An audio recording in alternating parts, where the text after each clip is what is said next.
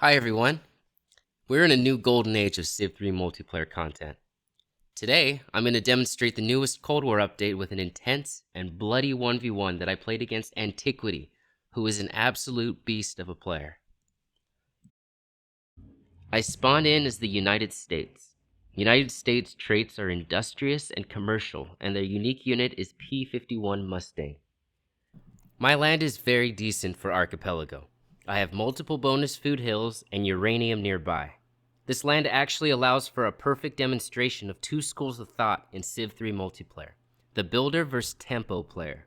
You see, where I choose to plant my capital is indicative of my priorities for the game. A builder-focused player might prioritize an inland cap in range of the uranium and freshwater, which would allow them to make a factory and nuke plant, a huge bonus to the mid to late game.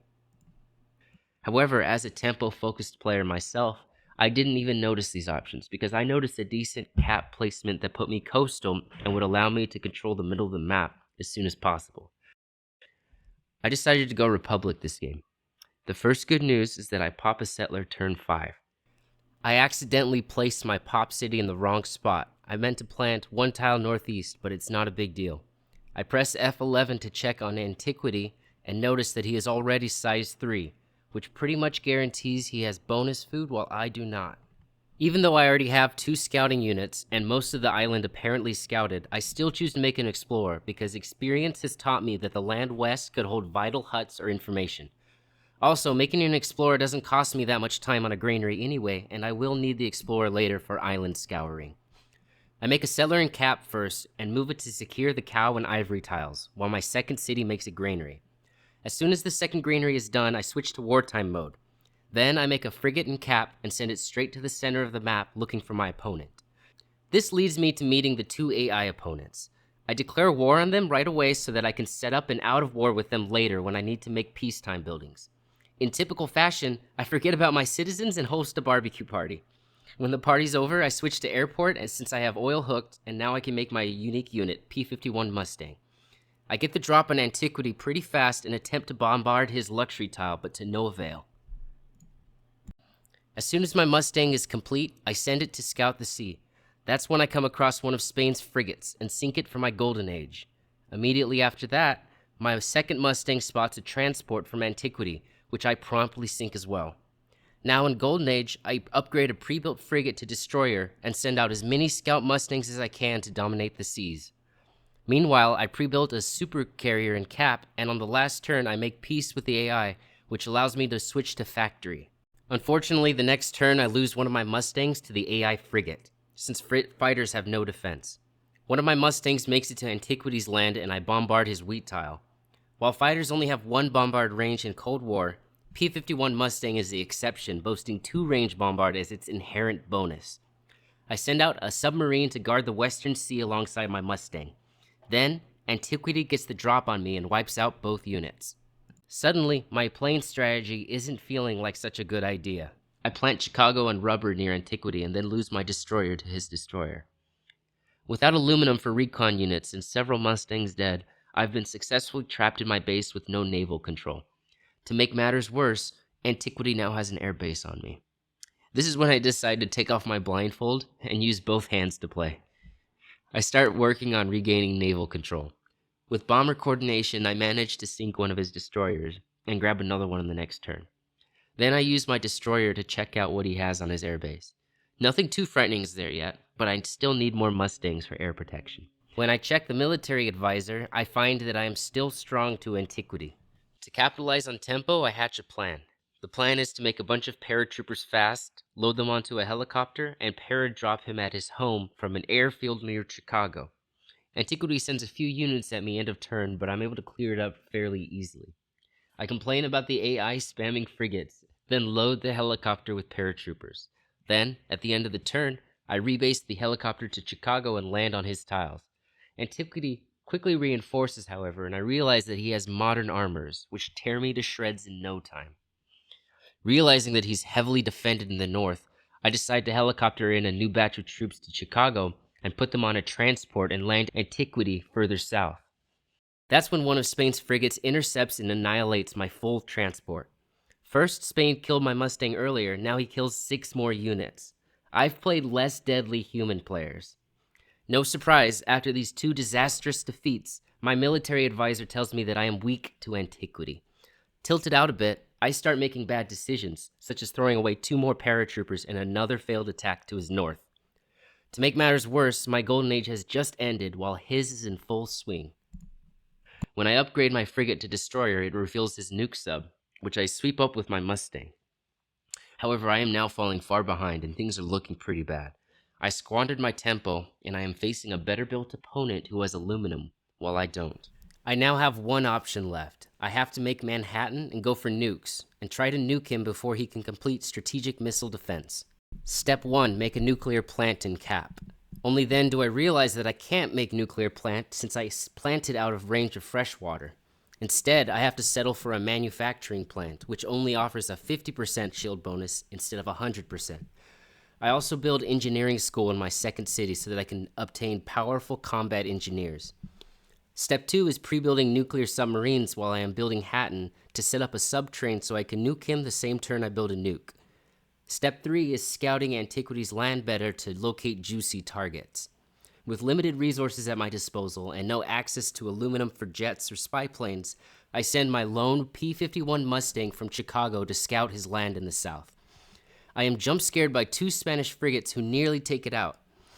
I take the Mustang to the safety of land and then take out one of Antiquity's destroyers with my destroyer. Spotting the transport underneath, I preserve movement in my destroyer and numpad him at the start of next turn, hopefully killing a full boat of units. Meanwhile, I'm still being harassed by Spain's ridiculous frigates. It feels like I'm in a 2v1. I spend much of the next few turns clearing out Spanish frigates, including using the torpedo ability with one of my subs for an insta-kill. Antiquity discovers my Mustang near his land, so at the end of turn, I move in to scout him. Unfortunately, I don't make it very far, but I do spot his cap. With Hatton just turns away, I move subs into position, while being harassed by more Spanish frigates. So I kill some more Spanish frigates. And then some more Spanish frigates. I spot another Antiquity destroyer and take it out. Finally, Hatton is complete. I rush a tactical nuke in Boston, and I am now set up to nuke Antiquity's cap.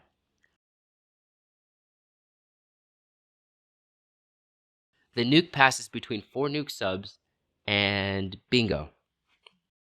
After the game, Antiquity actually reveals to me that he was 1 turn away from SDI, and that the nuke caused him to lose buildings and turn it into a 7-turn build. Nuking his cap on this turn was therefore one of my only paths to getting back into this game. My next plan involves a second nuke and helicopter play. I move my destroyer in to scout an empty tile to paradrop. Fortunately, the empty hill tile is exactly what I want. I drop a medley of my dwindling supply of units at the end of turn. I need my combat engineer to be a beast with his high HP and defense, and protect the units on the hill while I ferry another nuke across the sea. I allow my destroyer to be bait so that my nuke subs can get into position. Fortunately, my beast of a unit, the combat engineer, fends off 2 modern armors, and my paratrooper is safe underneath. I nuke Vancouver just barely in time before the sub is sunk, and then I move my paratrooper in to take the city. Technically by rules I should have the city since his planes were killed, but I decide not to dispute the bug. At least we do get to extract some salt from Antiquity. Despite doing some damage, Antiquity proves that he is still quite strong as he begins clearing up my land units, as well as clearing out my sub-train. Once I notice that the sea is infested with destroyers, I divert my 3rd nuke southwest instead to hit him from a separate path. The rest of my subs return home to shift fronts as well. I try to load an atomic bomb from the Manhattan Wonder onto a submarine, then I remember that they can only board transports, unlike tactical nukes. My landing party at Antiquity's base gets wiped out finally, although the combat engineer had an impressive 4 modern armor kills. It makes me wish that I had made engineering school sooner. Then, I spot Antiquity's boats in the sea west of my land. I set up a spectacular pincer move, attacking end of turn, killing his destroyer, spotting the nuke sub, and then immediately striking with the second destroyer. I have no doubt that I sunk multiple tactical nukes with that maneuver. My next plan is to go for the hill again in his land. I scout with a paratrooper end of turn, then helicopter 2 more combat engineers onto the hill. Antiquity suffers heavy losses while trying to retake the tile. as I shuffle around my naval units. I move in to nuke another of his core cities, and once again I just barely get it off before the sub is destroyed, extracting another round of salt. Thanks to the distraction caused by the sneaky sub in the south, I am able to ferry another nuke from the north in position to nuke Calgary. The next turn, I torpedo his destroyer, then trade subs with him. Unfortunately, despite these naval successes, I get caught off guard and allow a nuke sub with one nuke to be caught out of moves next to his destroyer. I send in my P-51 Mustangs into position to save the sub, but Antiquity kills the sub and the nuke, and my Mustangs fail to kill his destroyer. This time, I'm the one who's salty. I fail another landing on Antiquity and begin to draw the last of my reserves at home for one final push. There are 7 turns left in the game, and I have to kill him to win because he will win with a higher score if the turn timer ends. I load tanks and 2 atomic bombs on a transport and make one last tactical nuke at home. This is my final play. At the end of the turn, I drop off my tanks and atomic bombs on him. Then I fire on Winnipeg and Vancouver. Unfortunately, I miss his modern armor army, which mops up most of my units.